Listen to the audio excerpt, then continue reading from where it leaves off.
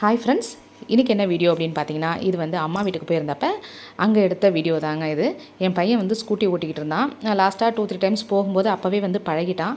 இருந்தாலும் அங்கே போகும்போதெல்லாம் அந்த வண்டி எடுத்து திருப்பி ஓட்டி பார்ப்பான். இன்னும் வந்து ஃபுல்லாக வெளியில் ஓட்டினது கிடையாது. இப்போ தான் பழகிட்டு இருக்கான். சரி அப்படின்ட்டு கிரவுண்டுக்கு வாங்கன்னு சொல்லி என் தங்கச்சி எல்லாரையும் கூட்டிகிட்டு அங்கே போயிட்டாங்க.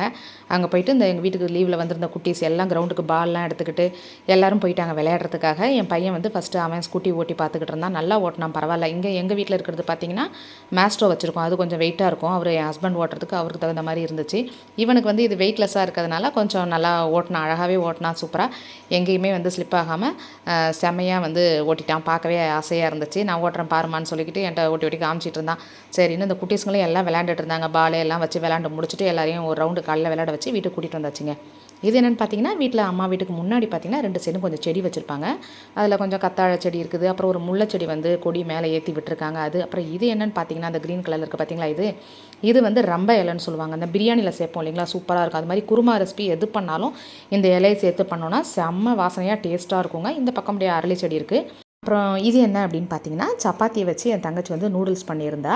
அதாவது நைட்டு வந்து சப்பாத்தி செஞ்சுருந்தோம். அதில் மீதமான ஒரு 4-5 சப்பாத்தி இருந்தது. அதை வந்து கத்தி வச்சு நல்லா குட்டி குட்டியாக நல்லா மெலிசாக கட் பண்ணி எடுத்துகிட்டு, நூடுல்ஸ்க்கு நம்ம என்னென்ன சேர்ப்போம் அந்த மாதிரி முட்டை, ஸ்ப்ரிங் ஆனியன் இதெல்லாம் கொஞ்சம் லைட்டாக மசாலாஸ்லாம் எதாவது சேர்த்து, என் தங்கச்சி வந்து சின்ன குட்டீஸ் தானே சாப்பிட போகிறாங்க, அதனால் அவங்களுக்கு தகுந்த மாதிரி காரம் இல்லாமல் மசாலா கம்மியாக போட்டு பண்ணியிருந்தாங்க. இந்த ஸ்ப்ரிங் ஆனியன் பார்த்திங்கன்னா வீட்டிலே அம்மா வந்து என் தங்கச்சி எல்லாமே வந்து அந்த வெங்காயத்தை வந்து நட்டு வச்சுருக்காங்க. அது முளைஞ்சு வரும் இல்லைங்களா, வீட்டிலே நம்ம வந்து ஸ்ப்ரிங் ஆனியன் வந்து கட் பண்ணி எடுத்துக்கலாம் அப்படின்னு சொல்லிட்டு நல்லா சூப்பராக வளர்ந்துருந்ததுங்க. அதுவும் வீட்டில் தேவையானப்போ ஃப்ரைட் ரைஸ் எல்லாம் பிள்ளைங்களுக்கு செஞ்சு கொடுக்கும்போது அதை கட் பண்ணி யூஸ் பண்ணிக்குவாங்க. அப்புறம் நானும் ஊருக்கு கிளம்புறேன் அப்படின்னு சொன்னதுனால காலையில் வந்து பார்த்திங்கன்னா ஆட்டுக்கால் பாயா பண்ணியிருந்தாங்க என் தங்கச்சி. ஆட்டுக்கால் பாயாவும் சூப்பும் பண்ணியிருந்தாங்க.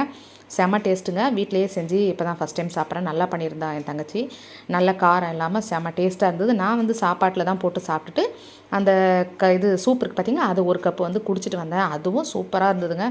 என் தங்கச்சி அதாவது எது பண்ணாலுமே புதுசாக ஒரு டிஷ்ஷு ட்ரை பண்ணாலுமே பார்த்திங்கன்னா நல்லா டேஸ்ட்டாக செஞ்சுருவாங்க. நல்லாயிருக்கும். டிஃப்ரெண்ட்டாக சமைக்கிறதுல எல்லாமே வந்து சூப்பராக செய்வாங்க. இவங்க தான் என் தங்கச்சி.